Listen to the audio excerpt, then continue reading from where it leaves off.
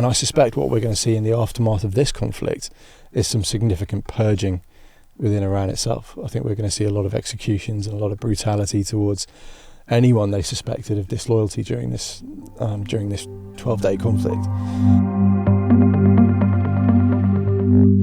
Welcome to Warzones on Outpost. I'm James Glancy and I'm here with co-host Andrew Fox.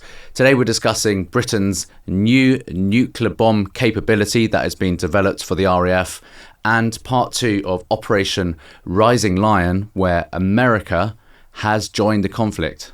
Andy, it's 5 days since we last spoke, and that was on day 5 of the conflict. Let's just go straight into Donald Trump's decision to join the war with that unbelievable B-2 long-range bombing campaign launched from the USA. Donald Trump's played a blinder, hasn't he?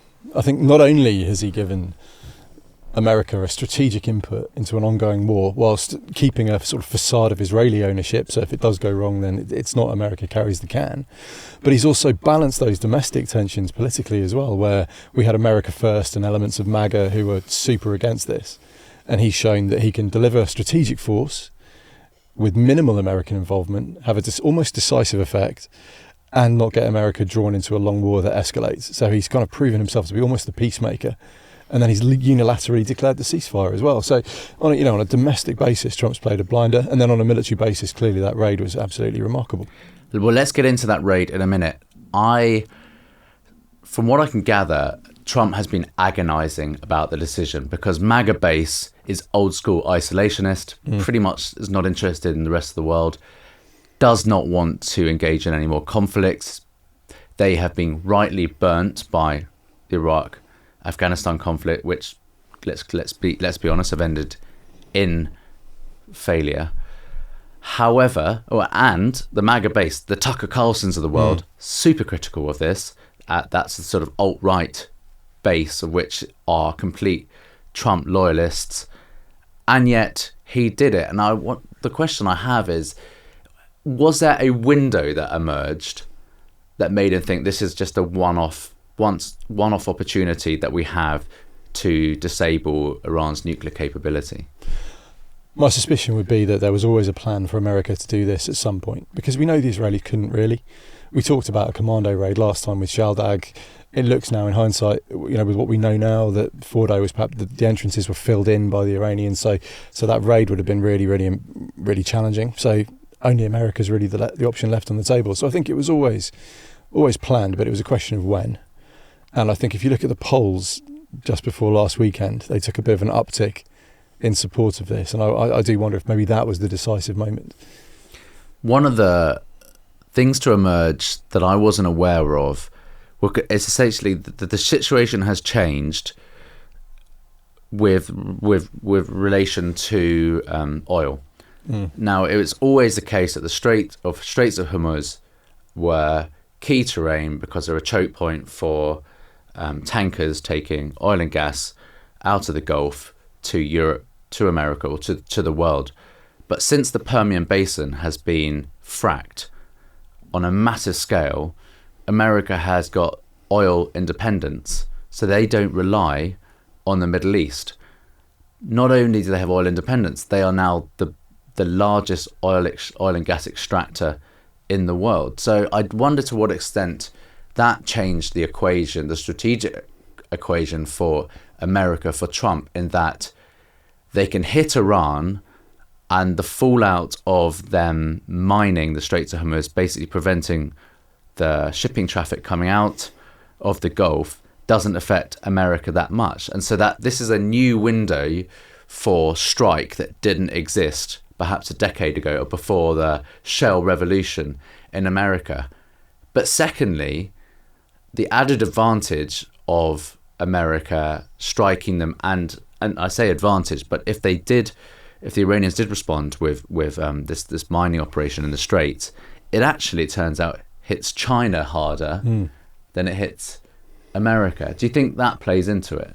Yeah, well, I think when you're looking at domestic considerations in the US, the last thing Trump wants to do is start spiking gas prices, given that was one of his key tenets, was that he was going to bring prices down.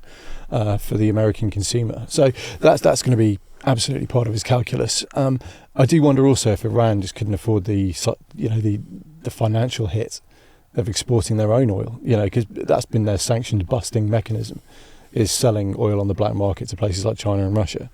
And they would have done themselves significant damage. It would have been very much a kind of regime last resort move, I think, rather than kind of an SOP when attacked, is to shut down Hormuz. But yeah, Trump's obviously sat there, and you could see the vacillating last week, couldn't you? You could see him going backwards and forwards. Everything he said was deal, and then he was like, we're going to hit you. And he was almost emotional after he announced it. Yeah. Almost felt like he had this sort of semi-religious experience, and he's become almost more religious since the assassination attempt, which hit his ear. I'm not sure how real that is, but ultimately, this operation to me looks like one of the most consequential and important long-range bombing campaigns since the US Air Force hit Nagasaki and Hiroshima with the atomic bomb in 1945 to end the Second World War.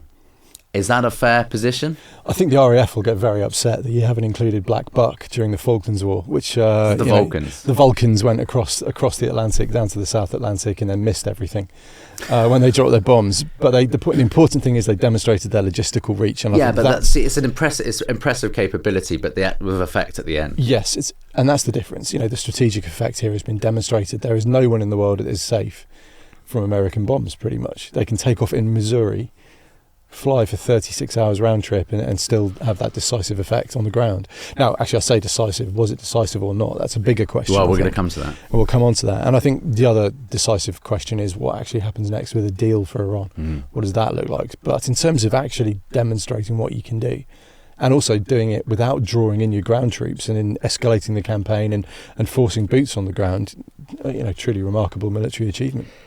It is, and I do want to get into the details of that. But Trump has form for using the US Air Force's biggest bomb. So in Afghanistan, he did deploy the Moab, the mother of all bombs, which I can't remember the exact size of it, but that has to be deployed out the back of a C-17 or a C-130, and he deployed that in southern Afghanistan as a message to the Taliban. He seems to favour these short, sharp, heavy strikes. He did the same to Assad, did he not? After there was, I think it was to do with the use of CBRN materials.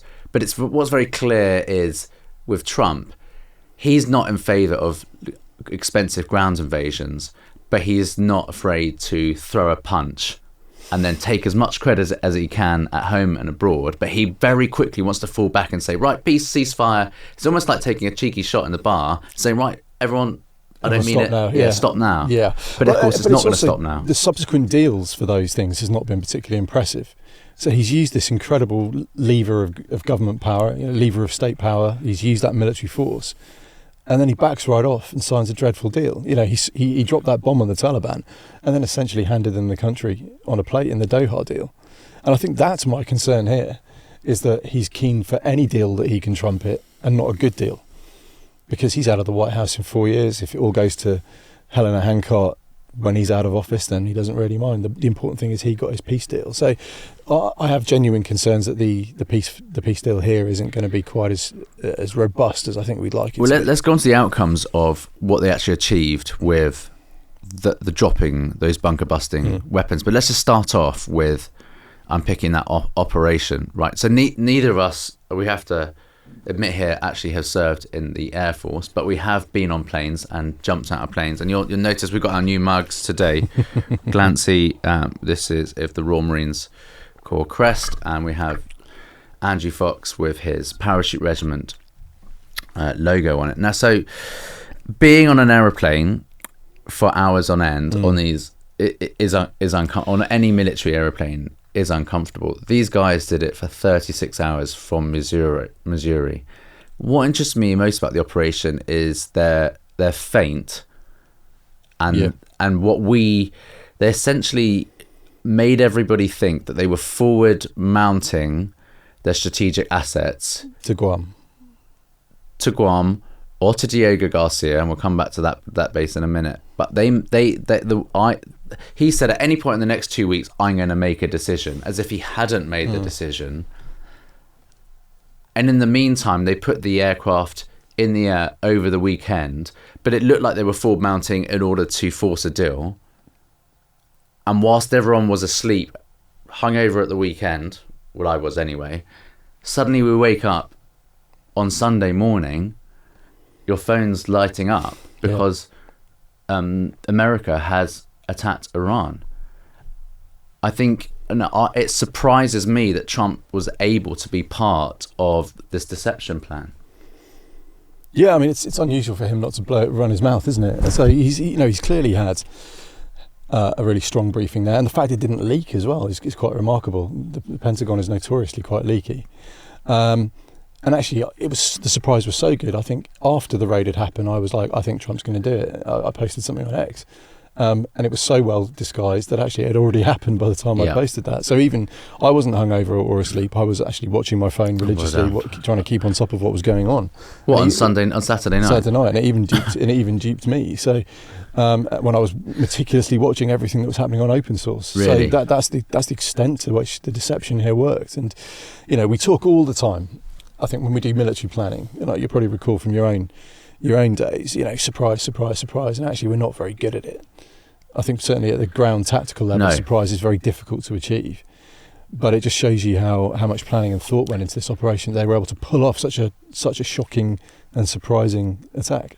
Yeah, it was SOCOM, or American strategic ability to deceive and launch a decisive operation, is still the best in the world, although arguably so is Israel's. But I mean, they did this in 2012 when they killed bin Laden. Out of nowhere, there's suddenly a press conference. We've got him. Trump did the same. He authorized the raid to kill Baghdadi and Soleimani. And Soleimani as and well. Soleimani. Yeah. So this is very much out of the American playbook at the moment. That operation mounted over 36 hours a number of B-2 stealth bombers with these huge bunker busting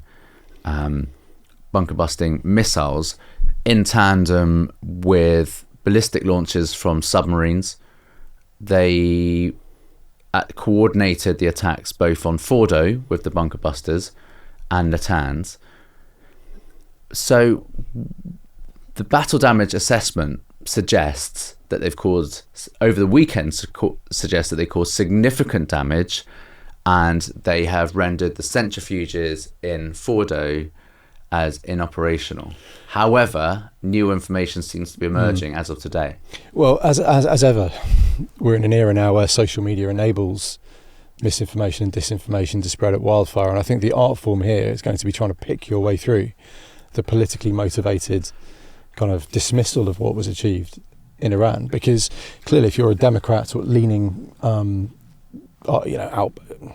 researcher or a Democrat leaning politician, the last thing you want is to give Trump due credit for what's happened. So they will absolutely try and minimize American achievements.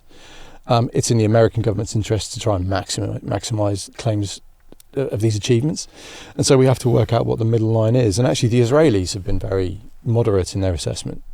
The Israelis themselves say, we haven't destroyed it completely, but we have delayed it for a significant period of time.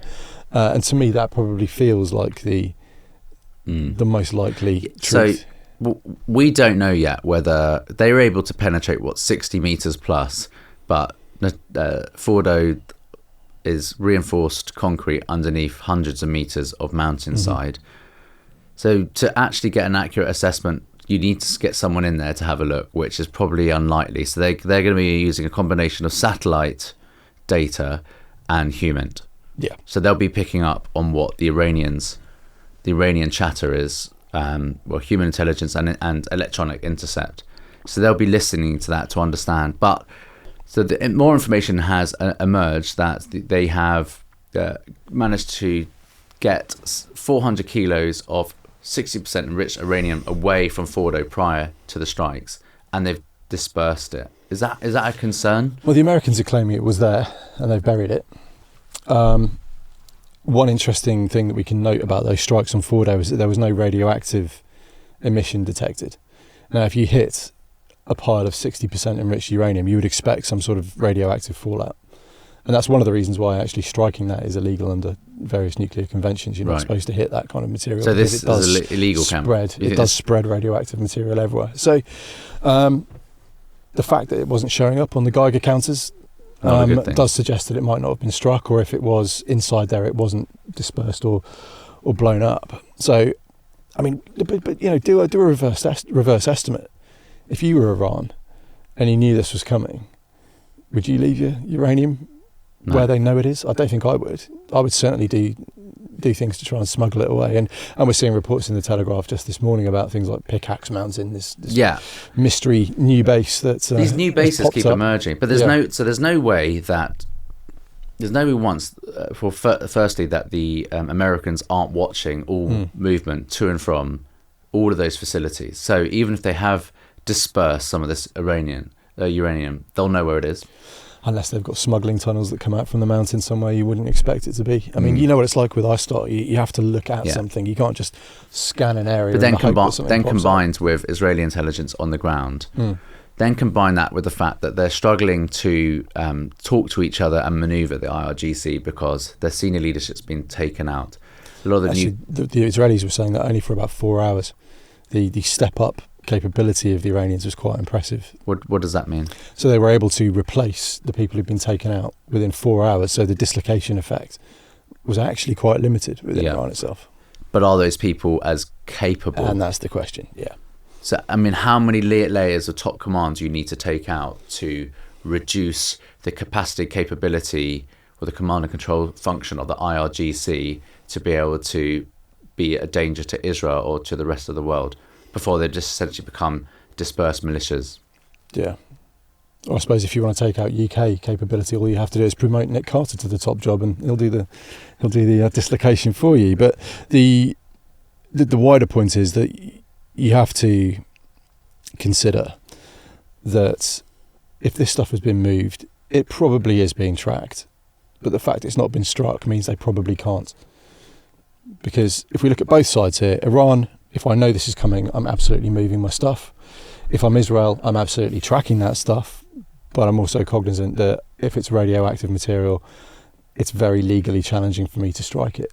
So I'd imagine Israel will know where it is, have eyes on it, and will probably be using those other sources like humans to work out what they're doing with it. But I feel like this is an excellent operation with the surprise, the long-range deployment of B2s, the delivery of effect. But actually, I feel like it's opened a political can of worms. Macron, and clearly Starmer, who's not really giving much of an opinion on the US strike, but the view is that this is not going to keep the Iranian bomb in a box. They are going to continue containing this, and actually it could lead to a dispersal effect, whereby now, before we knew exactly where their centrifuges were, where the scientists were, now they're going to look to have maximum dispersal of the build-up of their nuclear capability, which will make it harder to take out by strategic strike in the future. So what I'm really saying is, unless we see this through to the natural endpoint, which is we need a new regime and it needs to be Western friendly and tolerant of Israel, we are completely caught in no man's land now. So essentially Trump it's been a tactical masterstroke, but politically, strategically, this is not the end of it, and it could end up worse. Yeah, absolutely. And if we look at how difficult it is to change regime in Iran, look at the topography.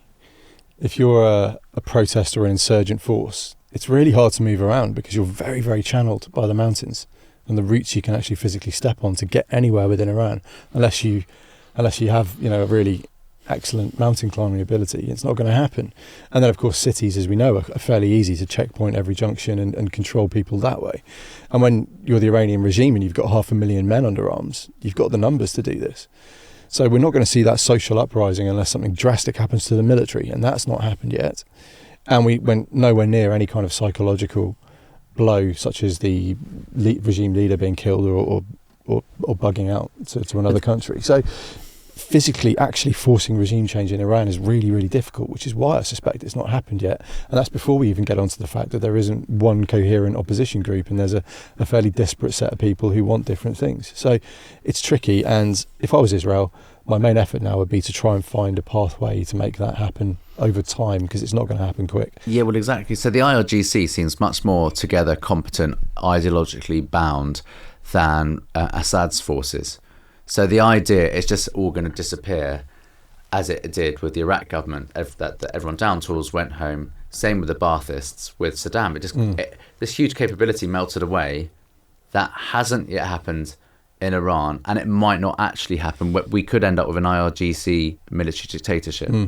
Well, the IRGC has been ruthlessly ideological. That they don't let you get anywhere in that organisation if you're not fully singing from the hymn sheet. So the chances of them defecting or changing sides is pretty slim, because they're true believers effectively. That makes life really difficult, and I suspect what we're going to see in the aftermath of this conflict is some significant purging within Iran itself. I think we're going to see a lot of executions and a lot of brutality towards anyone they suspected of disloyalty during this 12-day conflict, which then of course will make it harder in turn to ever uprise again in future. So they've got a pretty good lockdown of their people right now, and that's going to be really tricky to get past. Do you think that everyone discussing how, well, what a genius Trump and Israel have been with this? Actually, I'm still skeptical. I'm still very impressed by the military operation, the infiltration, the assassinations of scientists and senior leadership.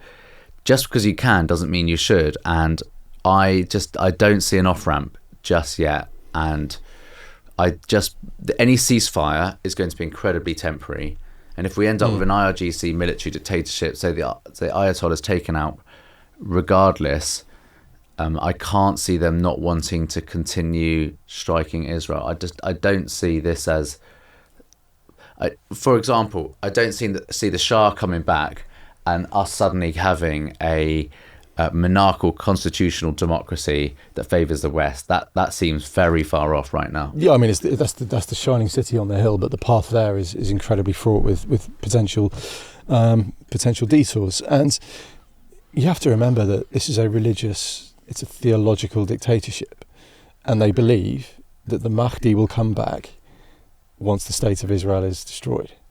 And that's everything they're working to is that destination. And so Mr. Trump may have ordered a ceasefire, but he's not going to change the mullah's belief system or political system. And we see a recurrent theme, though, with Israeli operations is they tactically are untouchable. And actually, we'll talk about this another time, but tactically on the ground in Gaza, they've had some pioneering innovations in urban combat we can talk about. But strategically, it's a mess. And by the same token here, we've got an overwhelming, unquestioned, unprecedentedly impressive tactical victory that has ended up in basically a strategic stalemate. And if the deal Mr. Trump signs with Iran goes wrong, it could actually be a strategic defeat for Israel.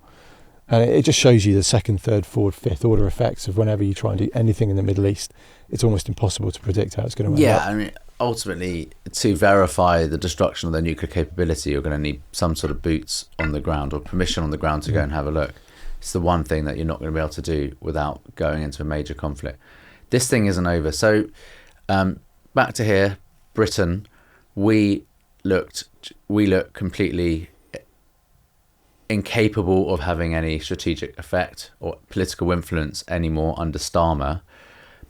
But yet, this morning, it's been announced that we are buying 12 F-35A Joint Strike Fighters, or Lightning JSFs, and they will be armed with the B-61 nuclear bomb, US nuclear bomb. What this means is, for the first time for probably 40 years, is that we'll have an aerial nuclear capability. So right now, Britain's nuclear deterrent is provided by our four Vanguard submarines, which host the Trident ballistic missile. And those are based up in, it's no secret, Faslane in Scotland, and they deploy to sea, and they provide our continuous at-sea nuclear deterrent. Now we're looking at adding an aerial capability. But 12 F-35s is just one RAF squadron. That's not really enough for training, for maintenance, for loss in battle. Yeah, how many of these do you need in the air at one time to have the deterrent effect that they're trying to achieve? Yeah, and also what I understand about this B-61, it's not a missile, it's a sort of gravity bomb, so which means the F-35As would have to get close to the target, which means a huge amount of denial of enemy surface to air capability. My question really is, my point is, who are we bombing with these things? What's it for? Look, I think nuclear power status is still seen as a symbol of state power. That's why it's so craved by states that are below that threshold. It sends a message, I think, about Britain's place in the world, when actually we don't have any military muscle that is capable of standing on its own 2 feet. We don't have a division, we don't have a proper carrier strike group, and we don't have sufficient air power to achieve anything independently. So I'm guessing the political messaging here is, look, we do have tactical nukes though, and that gives us a seat at least at the table, and it's a seat that potentially was under threat by how small and ineffective our armed forces are at the moment. But it just shows that politicians for years, they create these holograms of a military. We very much hide behind our intelligence, special forces and nuclear submarine capability to say that we are a capable global military force. But behind the scenes, we've been cutting the budgets. The numbers in the Royal Navy and the Army don't actually constitute a navy. There's a coastal defence force plus an aircraft carrier. The Army is essentially a defence force with international deployability, but below 100,000, it's not credibly even regarded as an army. And we're struggling to recruit, and yet suddenly we're pulling this rabbit out of a hat of F-35s plus B-61s, which basically means we're completely dependent on America.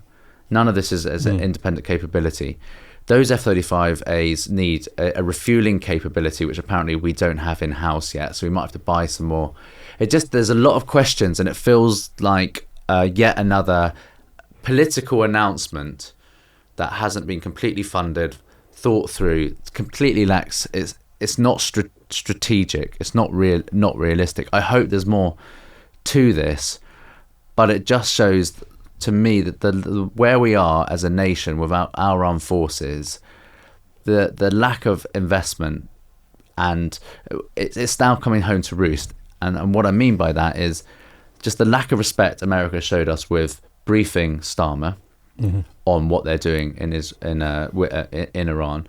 Our lack of ability to join in anything, apart from our important bases like Cyprus and Diego Garcia, which I'll come back to in a second. We offer very little, and I don't see how adding B-61 nuclear bombs to our armoury really makes Britain safer. Yeah, it feels incoherent, doesn't it? It feels scattergun. It feels very much as if they're struggling to actually answer in one sentence, what are the British Armed Forces for? And we've just had an SDR that gave a load of waffle about cyber and integration and jointery, but it didn't just say, hey, look, our armed forces exist to do this, and they fulfill these roles. Now here's the budget. Now go and spend that budget so that it fits what we want you to be fit to do. I don't think we've actually articulated it in terms that clear. And the reason is because they don't want to spend the money on it. So they can make big noises about 5%, big noises about 2.5%, 3%. But actually, until that cash hits procurement and hits the armed forces and fixes the things that are broken due to years of underinvestment, then it's all just talk. What annoys me most is the gerrymandering of defence and security spending. So it started with George Osborne. He added military pensions. And the nuclear budget. And the nuclear budget as well. Yeah, and the nuclear budget into the defence spend, which basically meant less money for conventional armed forces. Now they're talking about adding things like fibre optics, SIS, or intelligence services into the budget. But these aren't hardcore defence capabilities. But if you're a member of the British public or anybody walking around London right now and seeing hotels being filled up with illegal immigrants, and you're asking, why can't we control our borders? We can't stop anybody getting a small dinghy across the English Channel and coming into this country. You don't know who these people are or where they've come from. And yet at the same time, we're talking about buying new nuclear arms with no clear answer of who we might drop these on, who we're defending from, because quite clearly Russia isn't going to invade Britain. Quite clearly China isn't going to invade Britain any time soon. So why are we spending all this money on nuclear capability when we can't stop small boats crossing the English Channel? Mm. It doesn't make sense to the layperson, but it does make sense to somebody that's actually served the armed forces. To me, we should be securing our borders before we should be talking about adding nuclear capability to our armoury. Yeah, and if we can't even recruit at the moment. The Navy today were announcing they're about to run out of sailors. And my last job, I was teaching at Sandhurst, so I was training young officers for first appointments, and I'm still in touch with a few of them. And I asked them kind of how it's going, and they're having fun, but they're burning red hot, even hotter than we were during the Herrick Afghanistan cycle. And I thought we were busy to the point of breaking, and now they're burning even hotter than that. And the one thing they all say to me is the really biggest problem we've got is no private soldiers. Yeah, they're just not getting people through. But adding to that morale is a sense of what is Britain. We need to have that sense of pride in our history and who we are. And I think one of the most embarrassing failures or embarrassing foreign policy episodes has happened in the last few months, which is the surrendering of the Chagos, the British Indian overseas territory in the Pacific, to Mauritius, but paying for them to take it, even though, one, they have no legal claim to it, historic claim. But what's really crazy is that it's suddenly become strategically important to have a base like that, because there was talk about these B-2 bombers launching from the Pacific, from Diego Garcia. But what's even more crazy and is in David Lammy and Keir Starmer's surrender deal is that we have to notify the Mauritians of any operational deployment from the base. It's head-in-hand stuff, isn't it? It really is. And, one of the key lessons from what Israel and America have just done in Iran is that importance of strategic force projection. And I think what we're seeing is a government that has international law as its religion ahead of the national interest. Yeah, exactly that.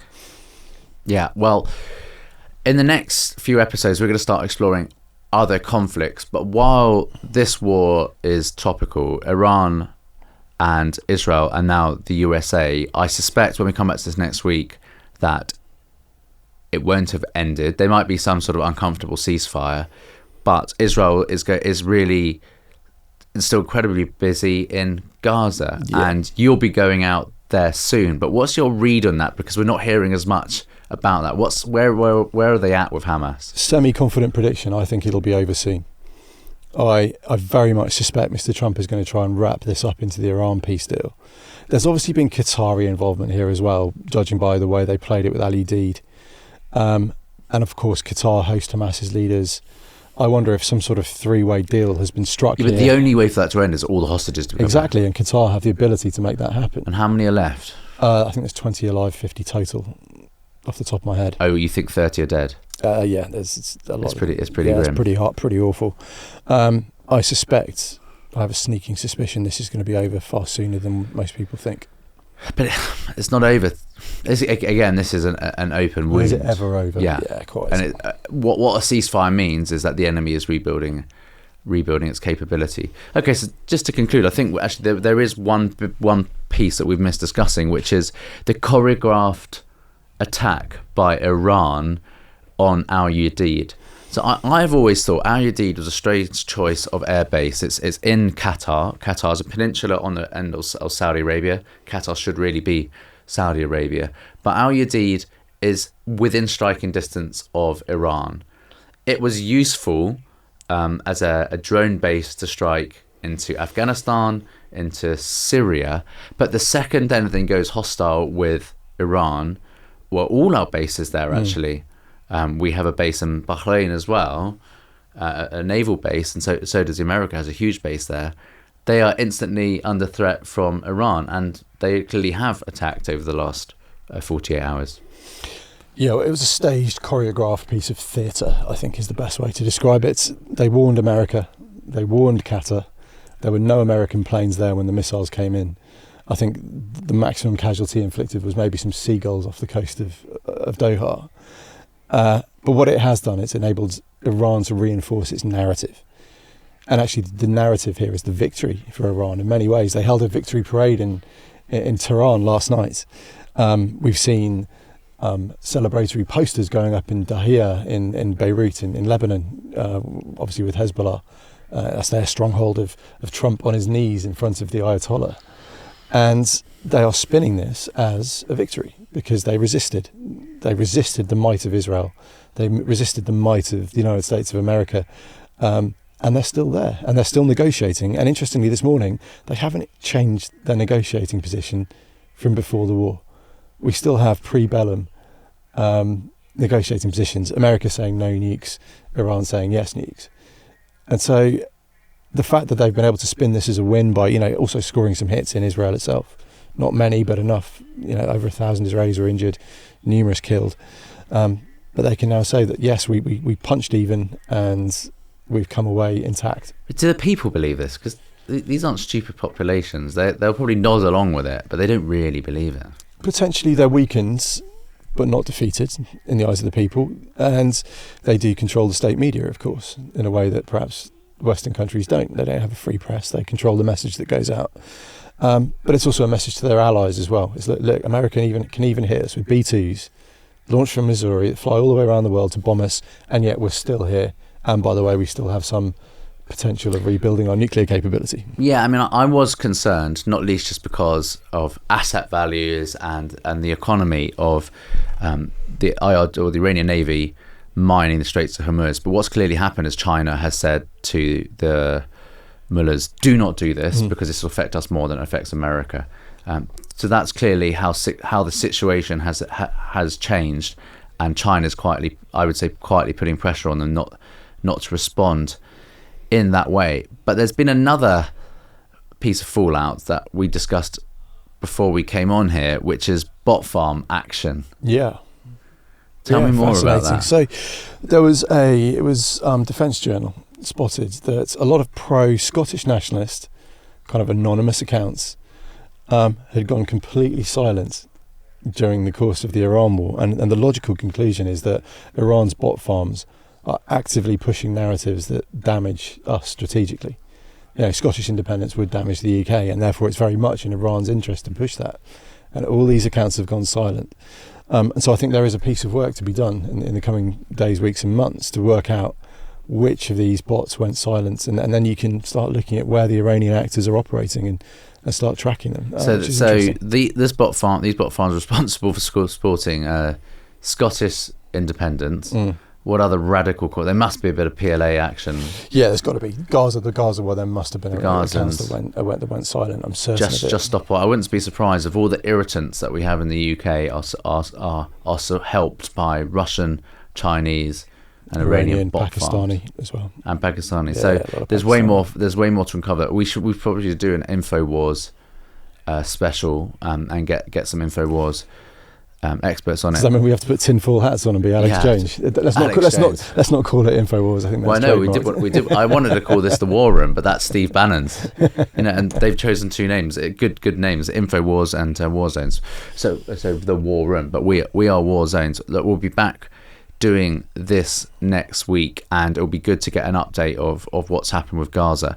When do you head out to the Middle East? Probably in 2 months. So it's going to be 2 months' time. So we will do some live work and interviews from there. But same time next week, it'll be interesting to see if the ceasefire between Iran and Israel actually holds. I think it will, but there's every chance that Mr. Trump might mess up the deal. So we'll see. Nice one. Thanks very much.